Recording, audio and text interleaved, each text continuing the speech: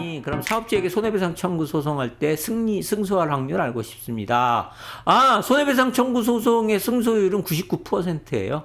그래서 사고로 인한 손해배상이라고 한다면은 아주 특별한 경우 아닌 다음에는 이제 손해배상 청구를 했을 때 무조건 이제 청구는 인정이 돼요. 그 문제되는 건 청구는 인정이 되는, 손해배상 청구는 법원에서 인정이 되는데, 그에 따른 이제 손해액이 이제 문제가 되는 거죠. 그래서, 재해자의 과실 비율에 따라서 손해액이 결정이 되고, 재해자의 나이나 사고 당시의 급여, 그 다음에 재해당, 아까 말씀드렸던 받았던 이제 휴업급여 장애급여로서 공제할 액수, 이런 게 이제에 따라서 손해배상 액수가 차이가 나는 거지, 소송했을 때는 승소는 제가 산재 전문 변호사로 하면서 손해배상 소송 수없이 해봤을 거 아니에요.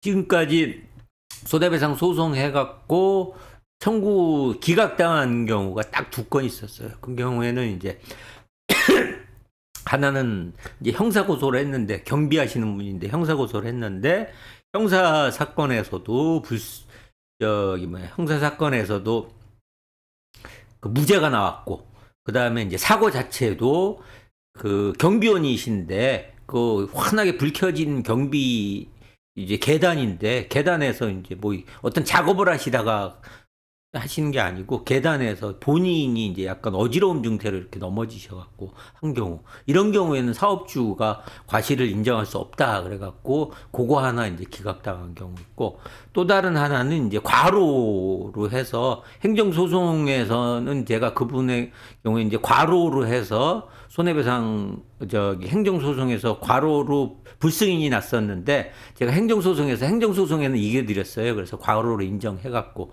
그래서 그 과로를 이유로 또 이제 행정소송에서 승소해서 유족급여 받으신 상태에서 손해배상 소송을 했는데, 그 과로가 그 행정소송 통해서 이제 승소했으니까 과로는 인정된다고 하더라도 그 과로가 사업주에게 책임을 물릴 수 있을 정도로 사업주의 과로의 발생과 관련해서 과실을 인정할 수 없다 그래갖고 패소한 경우. 그래서 대부분의 손해배상 소송은, 산재 관련 손해배상의 소송은 99% 승소하고요. 다만 이제 아까 말씀드린 것 중에 과로에 의한 손해배상, 과로로 사망하거나 과로로 쓰러진 경우에 손해배상 소송의 경우에는 그 경우에는 반반이에요.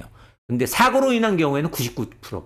그래서 제가 지금까지 했던 것 중에 이제 패소했던 거 2가지 중에 하나는 과로로 인한 거잖아요.